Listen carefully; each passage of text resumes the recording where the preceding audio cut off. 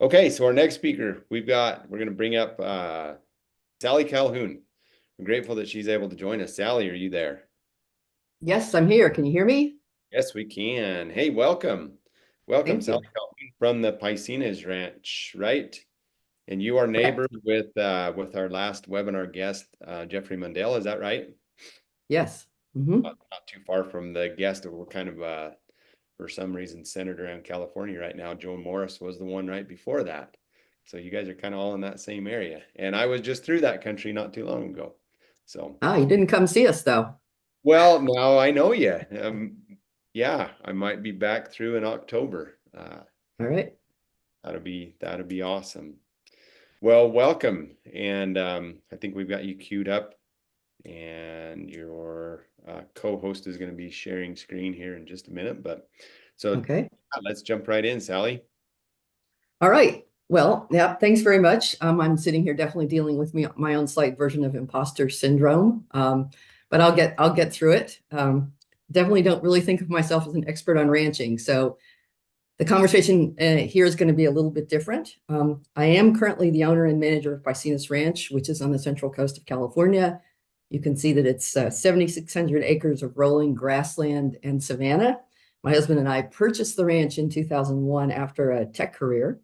And I had the great fortune to learn about holistic management about 3 months later, and it set me off onto this crazy journey that ends up with me sitting here in front of you. I had no ag background. I was an avid organic backyard gardener. I now consider myself to have been a suburban environmentalist. And I sort of just dove in. And one of the things took my first holistic management training class, I think, in 2004. And my colleague said that my totally unfair advantage was that I had nothing to forget, only things to learn. And a lot of holistic management and the principles involved really resonated with me as a gardener. So that has been my entry into the whole regenerative space. On the Piscinas Ranch, we raise sheep. Sheep are our main product. Next slide, please. You can see our sheep flock here, I think. We also raise a variety of pastured meats, beef, pork, turkey, and chicken for our direct sales. And then wine grapes, you'll hear more about that later. And we have a thriving hospitality business because our other unfair advantage is that we are an hour from San Jose, California, and within 3 hours of about 7 million fairly affluent customers who care about how their food is produced. So the challenge we've got, as you can see, this is a picture probably from the summer. We are in a Mediterranean climate. We're part of the 5% of the planet that is Mediterranean. And what that means is that we get absolutely no rainfall for between 5 and 7 months. Usually from the beginning of May until the end of October, it will not rain a drop. It's not that we have a drought or it's dry. It doesn't rain a single drop. And so it's quite warm in the summer. And we have a historic rainfall average of 11 inches a year. And we've seen between 3 and 25 inches a year in the time we've been here. So, and it's a totally non-native annual grassland at this point, a very stable non-native annual grassland. And it's a challenging place to be a rancher. I don't know. I once looked at somebody in Colorado and said, I don't understand why you bother to ranch here. And you could absolutely say that to me. This is kind of a crazy place to try and raise animals. But sheep do seem to do pretty well here. So we've been practicing holistic planned grazing for almost 20 years. But then also, about 15 years ago, I founded something called the No Regrets Initiative. And the goal of the No Regrets Initiative is to regenerate the agricultural soils of America and the communities who steward them. And next time we've decided to try something hard after we've whipped that. But that's what we're focusing on for 15 years. And the question is really how to deploy various types of capital to accelerate this change in farming. I think of it as a change from farming based in chemistry to farming based in biology and the abundance of life. And we have 4 entities that we do that through. We have Cienega Capital, which does for-profit investing. We have the Piscinas Ranch, where we are trying to figure this out on the ground and how to regenerate our own place. The Piscinas Ranch Learning Center for sharing what we're learning and convening people from all over the world. And then the Globetrotter Foundation, through which we make philanthropic grants. We've been working nationally for the last 8 years. We're in the process of transitioning to work more at a regional level in New Mexico and along the western coast of California. We had over 90 philanthropic grantees last year. We've made over 50 investments in farmers, ranchers, and food businesses. And we've been hosting workshops since 2010. And we've also hosted mini gatherings. I think the next slide is probably up. Not quite. Back to the last slide. Sorry, I should be in charge of the slides. Let's go back one for the moment. So the focus of our work is really quite broad. And when I was invited to this talk, I actually thought, I'm not a legacy rancher, and my kids aren't interested in ranching. What could I have to contribute to this conversation? At first, I'm like, I shouldn't do this. I feel definitely like an imposter. But I decided that I have done a lot of thinking about legacy and why we're doing what we're doing, why I'm spending my life at this point doing this. So I thought I would share that. As I said, my kids aren't interested in the ranch. People are always asking me, though. They come and they have a wonderful experience, and they're like, "What will happen to the ranch when I'm not there?" It's never stated explicitly, but what will happen after me? And I thought for a long time about what I think people wanted me to do. I think people want me to set up a nonprofit, to have the ranch live on, to have the work live on. I thought about that, and it's like, I don't really think that's the right thing to do.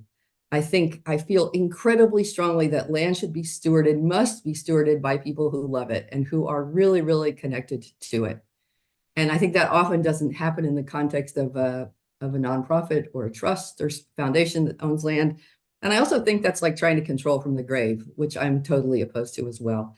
So what I've come around to is, for me, what matters is what happens now. And it's the ripples that go out from what we do on the land now. And the people who come after me, for whom I have a great deal of respect, whether that's my children or other people who end up owning this land, I'm confident that they will do what they need to do in their context, and that they will know what the world needs in 20 years or 50 years far better than I know now. So I've decided to be present, to work in the moment, and to let the future fall where it does. But all of my work is centered around the question of this gathering, which is, how do we make it so the next generation can thrive as land stewards, attempting to create regenerative landscapes and also regenerative economies? So next slide, please. As our work in the No Regrets Initiative, we are often forced to step back and think about how to deploy capital. And we often get asked questions about capital, though almost only about financial capital, because that seems to be what the world is interested in solely. So our little diagram here we like to share, and this is kind of the last 50 years. By not labeling the axes, we can be a bit vague and hand wavy, but it's about the last 50 years. And if you think about financial capital, that's the black hockey stick. And this is sort of global capital. This is the 1%. This is the money that moves around through Wall Street in New York. And there's just more and more of that all the time. But we see that at the same time, ecological capital and social capital or human potential have sort of cratered in the opposite direction. That this increase in financial capital is really based on the exploitation of people and planet and land. And we've recently added this line for agriculture, because if we think about the financial return on agriculture, it does not look like that black line. I'm not even sure that it should trend positive the way it does. We're having a discussion about what that line should actually look like. It might be flat, or it might even be negative if we take out government subsidies.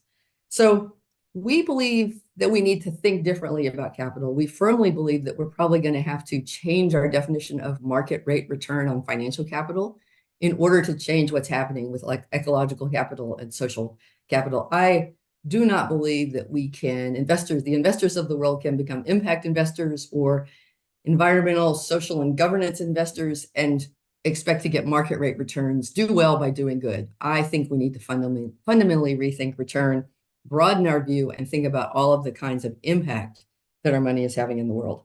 So I give this thing and I'm like, ugh, okay, that's depressing. This is a giant economic, social system change. I have no idea how this happens. So in the moment, I am a land steward, though, and I feel passionately about what I want to happen going forward on the land. So what can I do? I guess I've asked the question a lot. What can we do in the moment that has an impact? And what can we do in the moment that improves the situation for current land stewards and then also for future land stewards? So this is really just a conversation about maybe thinking differently. I'm not proposing that anyone do anything. I don't have any special knowledge about ranching.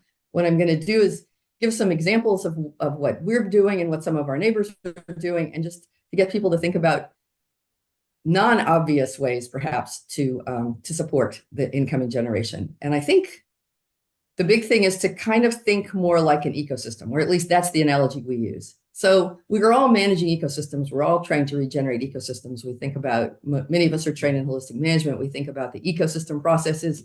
We think about increasing diversity, cycling resources, which in this case we would say includes things like money, as well as water and energy and nutrients. We want to think about how do we move from a place of competition to a place of collaboration and interdependence, because we know that's how natural systems work. How do we move from thinking about scarcity to thinking about abundance? And these things are all easier said than done. And exactly how any of us do that is different, completely different, depending on our context. But I think there are things that we can all be thinking about. And I think that the three sort of practical suggestions I would have are that we all need to be innovating and sharing what we innovate. We need to be training the next generation, and we need to think about how our decisions support the broader ecosystem. So in terms of innovation, you guys are all learning all the time, or you wouldn't be on this call. All of us farmers are learning all the time. But I think the question is, how many of us do our experiments away from the road rather than on the road? How many of us share our experiments at the coffee shop or at lunch with our colleagues? I think a lot of us don't. There's a lot of fear of failure. There's a lot of fear of looking different. I had the advantage when I arrived in agriculture that I was different. There was no way I could look not different. So that I never had to worry about that. But I would like us to move toward a culture of innovation. I would like to make the experiments and the learning the stuff of the coffee shop, to go from having judgment around that to having curiosity around that. I mean, who doesn't want to learn on someone else's dime, right? We should all be sharing with each other. And I know many of you are, but I just wanted to give a few examples of how we've done that and how some of our colleagues have done that. The first is we have created a vineyard, which is a regenerative vineyard designed to be managed by sheep. It's a completely new idea for how to design a vineyard that came from Kelly Mulville and his work. And so we have done this. The whole intent was, in fact, to share this. We have the advantage of being able to do that, of having the resources to be able to do that. It's trellised high, so the sheep can be in all year round. The sheep do all the suckering, they do all the in-pruning, and they do all of the management of the vineyard floor. It hasn't been tilled since it was installed. It's not normally mowed, and it's not weed whacked. So there's many fewer inputs. We manage using a lot of John Kemp's ideas around plant health, and we're really trying to answer the question of, can we grow quality wine grapes while we increase biodiversity and improve soil health? And so far, we're 7 years in, and the answer is a resounding yes.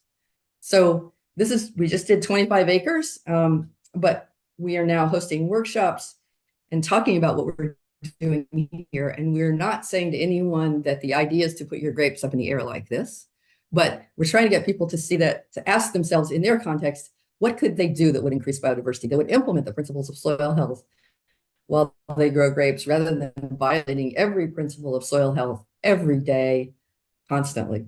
So it's a prod to try and get people to think differently. And we are very careful to share the challenges that we've had too, the stuff that failed, because that's just as important as what worked. And we have had plenty of failures. This is an agricultural endeavor. The ground squirrels and the voles and gophers. But so we share those things too, and we need help with all of those things. And the more we share, the more people we have come see the vineyard, the more workshops we host, the more people we talk to, the more we learn, because we learn as much from every interaction as people learn from us. And I think that's a key. It's not that we're taking our time to teach other people. We are taking our time to host people that we can learn from. And that's how we think of it. But then we have a lot of other colleagues doing this in completely different ways. A bunch of colleagues, including Joe Morris up and down the coast of California, who have created a program called Rancher to Rancher, where ranchers gather on one ranch, sit in circle, talk, eat a good lunch, walk the land, maybe do a safe to fail trial, and learn from each other. And that program's been going on for a long time, and is really effective at sharing. And even if you don't host, just showing up is sharing with your community.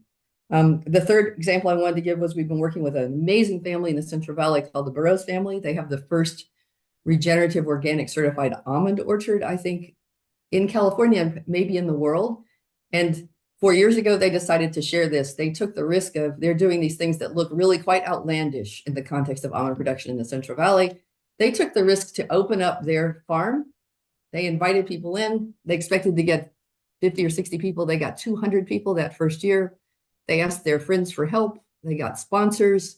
Jonathan Lenger from McDices is there, along with academics from the University of California, natural food companies sponsoring. And this has been an amazing event, and it's growing every year. And they are changing the conversation around how to grow almonds. And it is very, very obvious that this is happening. So really applaud them. And then just the thing is, Benina in particular, who is figuring out how to make this transition there, she is just very open about, she's in this journey with all of her other colleagues, and they do farmer panels and they all stand up and share. And it's just, they say things like, becoming a regenerative almond farmer made us fall in love with farming again. And that seems like that's what's going to have to happen in order for us to make the change that we want to see. So that's my big thing, is the innovation and sharing. Just the other things that we think about are training. We hire a few seasonal laborers, usually young people or second career farmers, and we think about how we can help them and they can help us. We generally hire people who have a commitment to agriculture. They don't always know, but they think they do, to agriculture or a related field like conservation. So when we hire people, we're thinking about field building. We're thinking about where they're going to go next and what their impact on our whole ecosystem of farmers and ranchers is. We help them find the next place they're going to go usually, and we attempt to stay in touch. We're trying to instill really this culture of innovation, experimentation, observation, and a willingness to fail and to share that failure and to learn from it. The training, and then I think the final thing I would suggest is that we can all think about how to think like an ecosystem in terms of supporting the whole ecosystem with every decision that we make. When we make our holistic goals, we come up with a list of stakeholders. And then when we do our decision making, we think about the social impact of our decisions. Maybe it's human nature, but I think that we too often think about how our decisions are going to irritate someone else. Next slide, please. Rather than how our decisions are going to support the larger community. We don't think so much about how our decisions impact our slaughter facility or our meat distribution company. We are financed on our financial return a bit less than we are on the positive impact that our actions and money could have. Next slide, please. So we try to think of the whole ecosystem of farmers and ranchers and technical service providers and finance organizations and food companies as being like this sort of prairie ecosystem. And we all know that we need roots in all different places. We need photosynthesis happening above. And so our decisions can contribute to the system. I'll just give one example. We think there should be a lot more custom grazing in California in vineyards, orchards, and for fire mitigation. We thought about starting a custom grazing company. Nobody really wanted to do that. That's a whole different enterprise. So what we've done is most of our breeding stock goes as trained breeding stock to custom grazers that we know up and down the state of California, and we work with them as well as we can. And then also we do custom grazing just for our neighbors where we can walk, because there's no one else doing this in our neighborhood, and we think it's important. Plus, this way we learn about doing custom grazing. We work with our winemakers in pretty much the same way. We don't make wine. We sell grapes to winemakers, and then we buy it back and sell it in our hospitality venue. And we look for opportunities to support those amazing, mostly young women winemakers starting up in their businesses. So I think just my pitch is that we need to all recognize our interdependence and the complexity of the situation we're in, and to look for opportunities. I think and many times it's about intention. It's about taking an extra few minutes to think about, how can I strengthen the whole ecosystem, and how can I support the change that we're all working to see toward a more regenerative landscape and economy. So anyway, thanks very much for listening. Thanks for exacerbating my imposter syndrome. This is a list of a lot of the organizations that we have invested in and granted to. And so, yeah, thanks very much for being here. And also, not just Jared, anyone who wants to come and visit us, we'd love to have you. Contact us. And hopefully there's some time for questions. I wasn't tracking the time, but. Yep. Yeah, there are. Thank you so much. What an amazing opportunity to be able to see somebody from who didn't grow up in the industry, who maybe didn't have the paradigms and biases that some of us have of being generational. And why did you feel the call, the urge to be able to make this more of an educational experience rather than just a traditional for-profit ranch? I Sally? think it was because, like I was saying, when I started this and decided I wasn't going to be a rancher at first, I was just going to be a landlord. And then once I learned about holistic management, I really got into it. And I did, like Clay said, I went out and I just learned from everyone. I wasn't hard to be humble. I didn't know anything. I went out and learned from everyone and just really got sucked into the whole curiosity and the intellectual challenge of trying to figure out how to be a good land steward.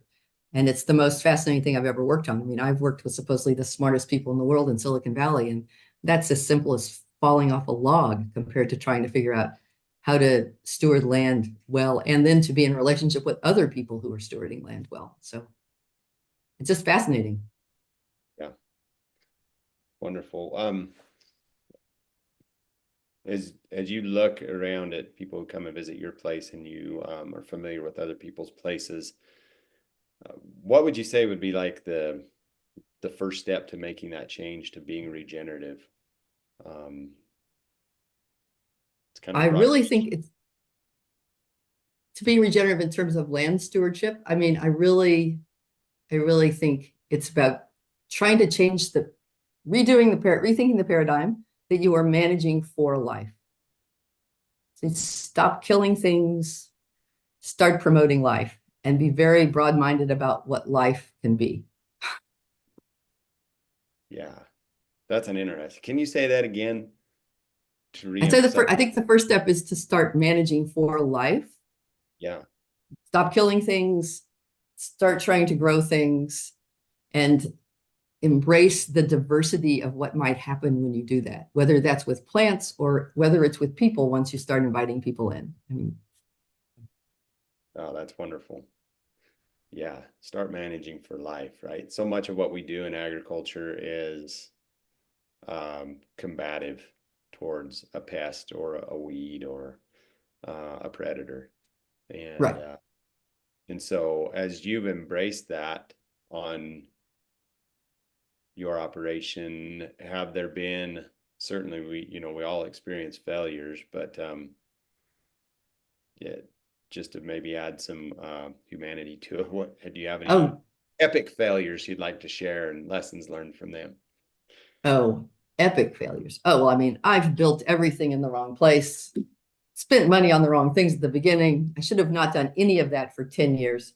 But I mean, one epic failure we always share is we planted phase one of our vineyard, and the first year we lost 2/3 of our plants to ground squirrels and to a flooded nursery. And we didn't realize people had told us if you put those little protectors on the vines, you should be fine with the ground squirrels. Not our ground squirrels. They were smart enough to figure out how to get in there and break every branch. So yeah, I pretty much assume that everything anybody tells me will happen will not happen the way they say it will. I'm Uh, pretty skeptical at this point and expect from tiny to epic failure routinely. yeah, that's awesome. Farmer Dave has a good question here. What role do small farms play in the future of regenerative agriculture? Well, so the way I think about it is we need a diverse agricultural system, and we are going to need all kinds of farms from 1 acre, 2 acre urban farms to 5 acre farms to I do think there will still be medium to large size farms left, but I think that small farms are going to will continue to be super important and will in fact drive a lot of the change that happens. So it's just they play a key role in the ecosystem. We're working now to try and connect smaller organic farmers in California to schools, as are many people. And those small farms are willing to work with schools a lot of times in ways that the medium and large size farmers can't. So I just think there's no resilient system that doesn't have lots of diversity. Yeah. Yeah, interesting, right? Even diversity amongst people builds strength, right? Right. And We sort of yeah, manage for chaos and diversity at all scales and across all things. So that's why one reason we have 90 philanthropic grantees is because we don't think there's any one right solution to anything. Right? There's a lot of people with good ideas, a lot of people coming up with great stuff, and we need to support that diversity to get where we need to go. Yep.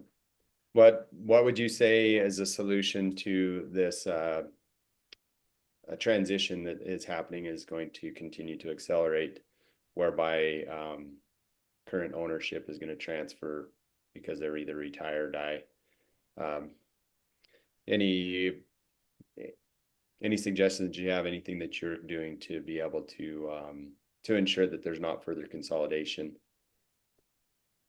Yes, boy, that's a really hard problem. I wish I had a fantastic answer to that. The only thing we've come up with is to support some land access efforts for new farmers, particularly immigrant farmers. So I think that one thing that we have to have to stop the consolidations. We do have to have farmers who want to take over these operations and are capable of running them. So I guess most of our work is focused on trying to make sure that those people are there. And the policy questions around consolidation are probably above my pay grade at this point. So. For sure. For sure. Yeah, and I wholeheartedly agree. That's one of the reasons that we're doing these summits and educational events, is to be able to help connect landowners with potential land stewards, and make sure that those stewards have the capacity to be able to step into that stewardship. And so I applaud what Right. you're doing.